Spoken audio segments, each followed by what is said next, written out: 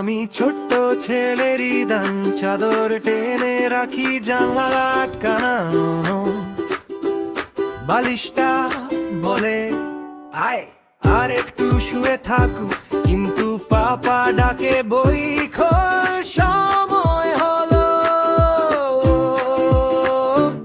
আমি সারাদিন ঘুমাতে চাই, স্বপ্ন দেখে কাটাই, মেঘের গায়ে শুয়ে যাই।